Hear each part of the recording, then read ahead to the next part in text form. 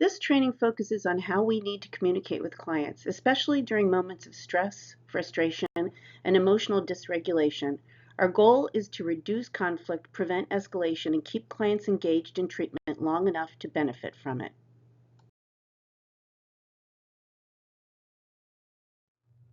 Communication style directly impacts possible escalation, AMA risk, and staff burnout. Every interaction can either increase stability or increase distress. Today we focus on how staff communication impacts escalation, safety, and treatment retention. Some behaviors are symptoms of impaired coping and emotional dysregulation, not attitude problems.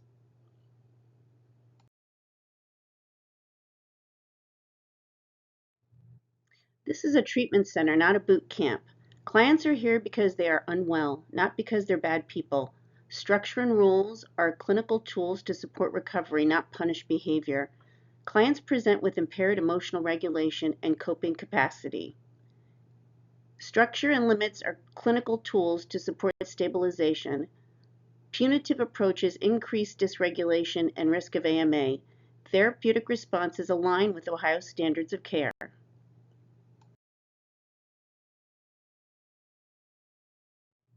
You have to give respect to get respect. Respect is modeled, not demanded. Tone matters more than exact words. Calm communication is therapeutic, not permissive.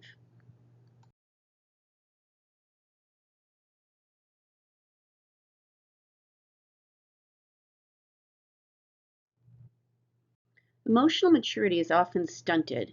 Many clients begin using substances during key developmental periods in their lives. Emotional maturity is often paused at that time. Clients demonstrate poor frustration tolerance, with childlike reactions, especially to the word no.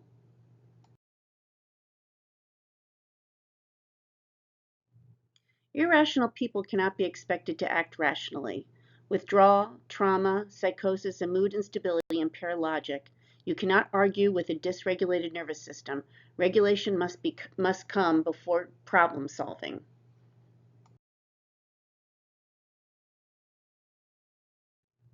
Staff need to be a neutral party. Staff must remain neutral, avoid picking sides, triangulation, or becoming part of the conflict. Neutral language stabilizes situations.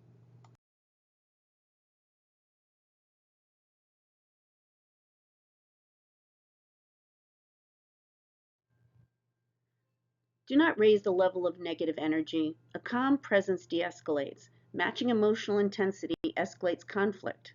Lower your voice, slow down, and use fewer words.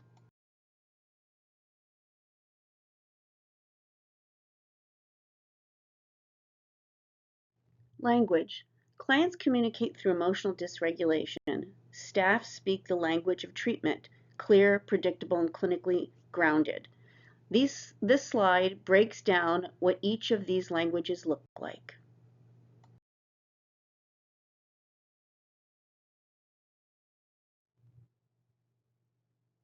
Black and white language and rules provide safety.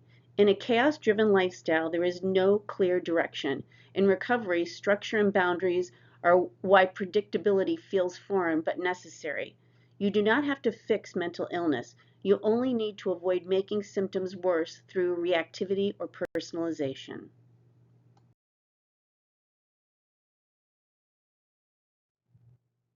Short-term, accomplishable goals.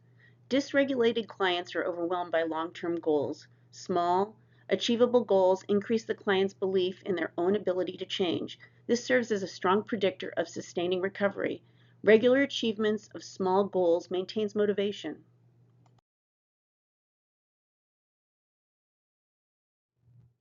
Not punitive, but therapeutic. Corrective actions should be therapeutic, not punitive. Interventions should support engagement and treatment adherence. Consequences should be clinically indicated and proportional. Avoid responses driven by frustration or control. Aim to restore regulation and participation in treatment.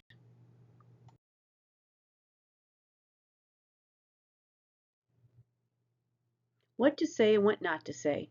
Take a minute and read through these examples of what to say and what not to say.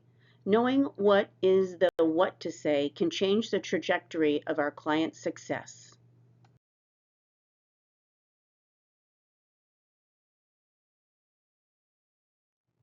Alliance over authority. Our goal is a therapeutic alliance, not power. Adversarial dynamics increase AMA risk. Professional connections stabilize and keep clients in treatment.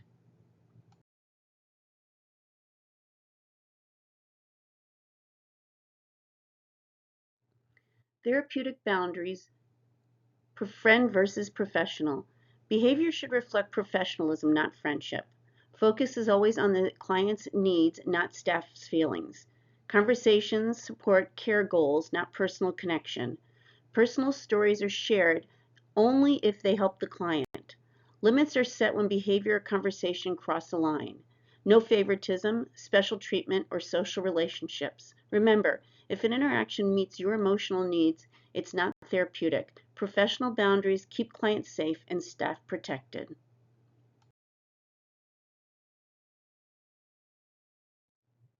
Therapeutic boundaries, what's appropriate versus not. Appropriate, professional. Listening and validating feelings without taking sides. Redirecting conversations to treatment or safety goals. Using supportive neutral language. Setting clear limits. I'm here to help with your care. Treating all patients consistently.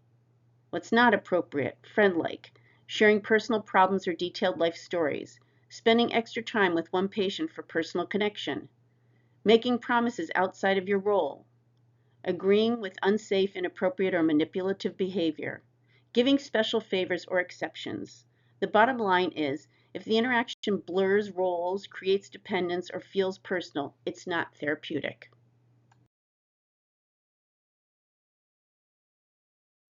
Key takeaways. Professional response stabilizes. Behavior is communication. Our goal is to keep clients engaged long enough to heal.